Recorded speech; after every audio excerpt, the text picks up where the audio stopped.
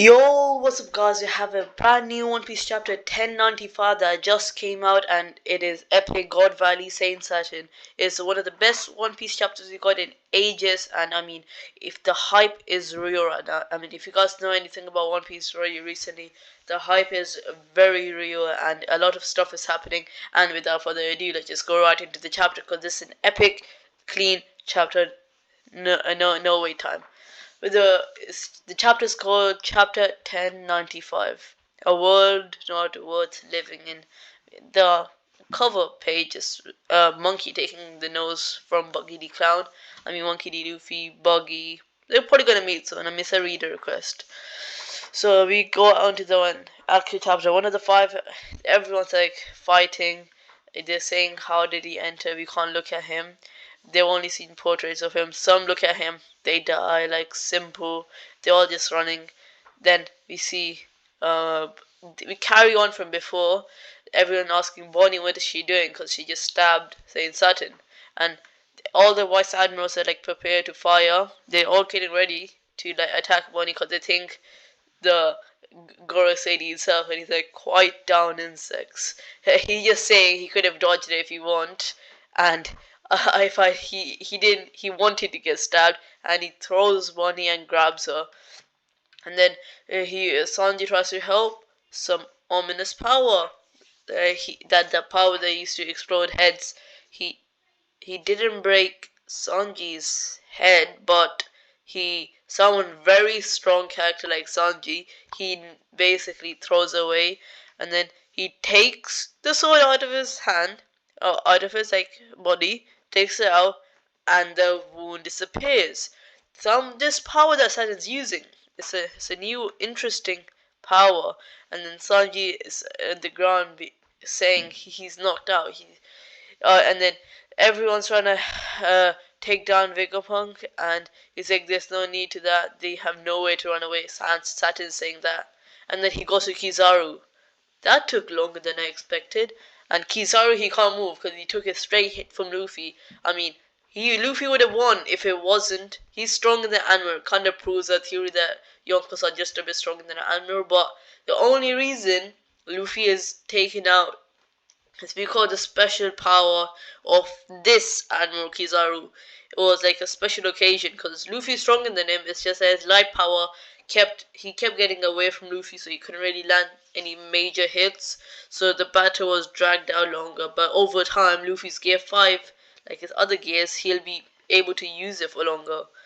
And that's basically what he's saying. He said, Kizaru saying to Saturn, I have no apologies, I have no excuse. And he said, I don't think I can move for a little while. He's not coming back. And then suddenly, it's okay, I understood the reason why. And then he tries to stomp on Luffy and kill him. And then Frankie, being Frankie, saves Luffy. They know that they are part of a Yonko crew, and everyone here has to save Luffy. Even Frankie realizes that this is a Yonko crew.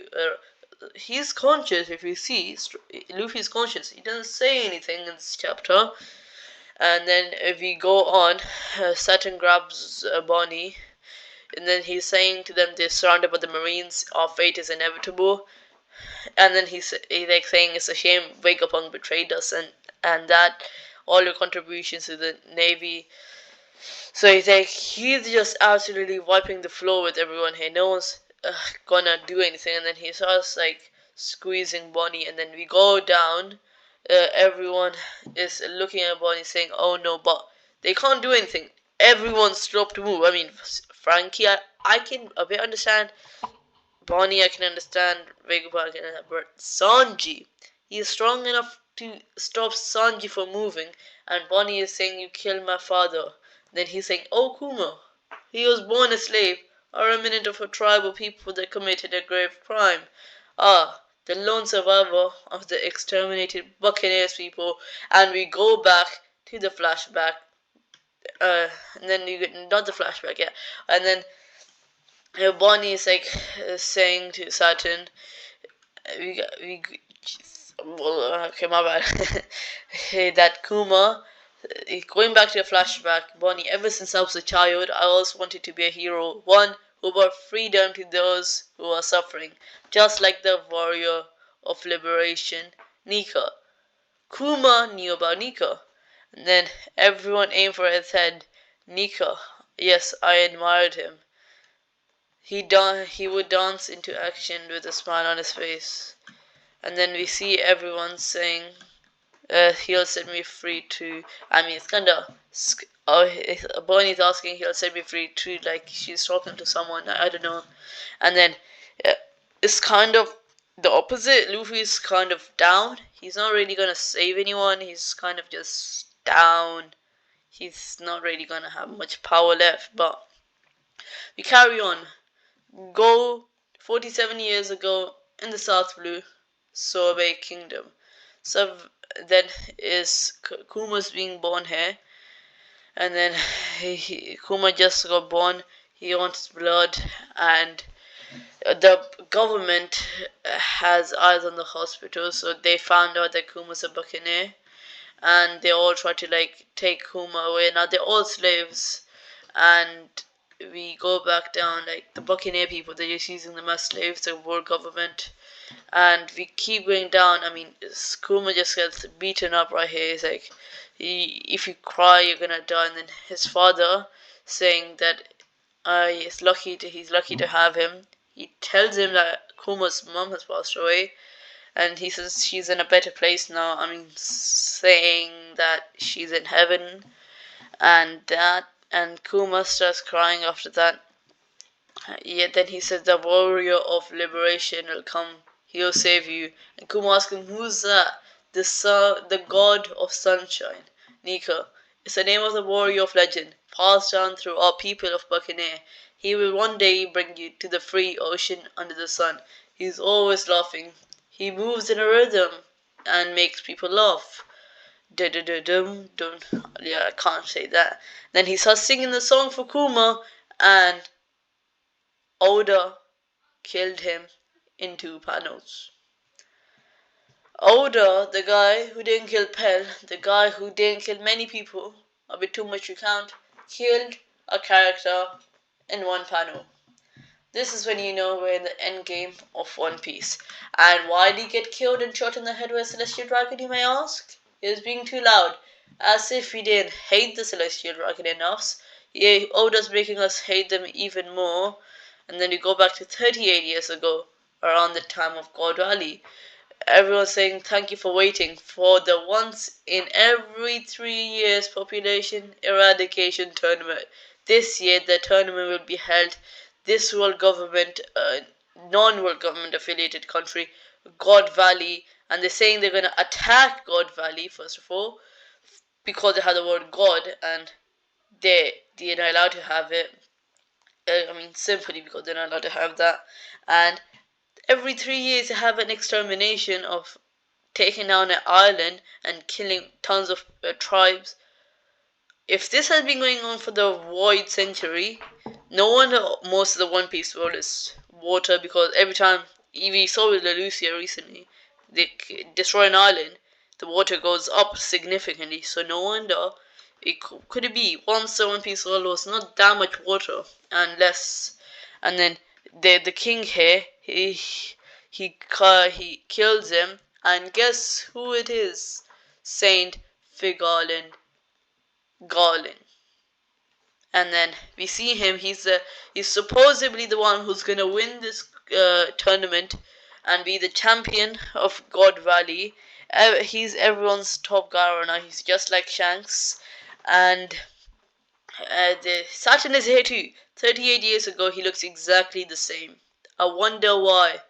And I mean, let's go into a bit of theory. You remember the time when Whitebeard said to Shanks, "Those scars on your head remind me of mine. Now, you remind me of the scars I've taken." Could it be that Figalin Garling fought Whitebeard in God Valley? It'll make a lot of sense, and if Garling is Shanks' father, because he looks very similar to him, that'll remind Whitebeard of the scars that he's given him. And I mean, that'll just be someone for Whitebeard to fight. I mean, we're seeing the opposite side. The military from the opposite side is getting bigger and bigger. You can see why this is such a big thing. Saturn is there as well. Then you go to Kuma. And why would three shadows are asking him, why would you try to escape? It's it's a response. It's a responsibility that the 10 of us have to take. You, that have to take. If you run away, the rest of us would die. Hold it right there. I see. So you're this year's prize. I hear you're from the Buccaneer tribe. I hear Buccaneer had a giant of blood. Look at these people. Why does everyone have such sad, defeated looks on their face? And then, yeah, we have Ginny here who's saying he has a Eva is pretty big where he says only the head. But that's not the point. In classic Ivanka fashion.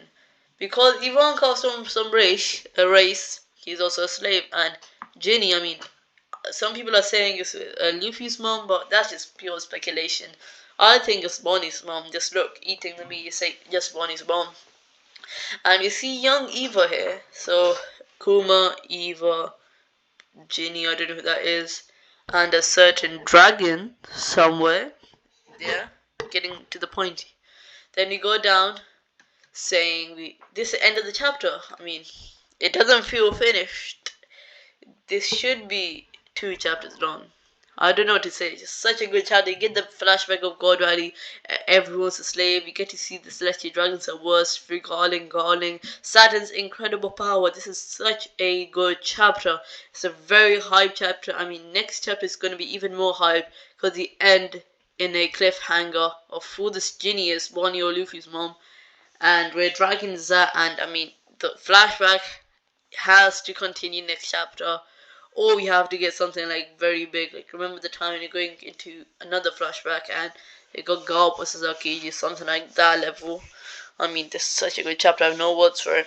Make sure like, subscribe, comment something nice down below, and I'll see you guys in the next one. Hopefully, it's the episode review, and hopefully tomorrow the episode comes out. Last week it didn't come out. This week is scheduled to come out, but we don't know. I'll see you guys in the next one. Bye bye.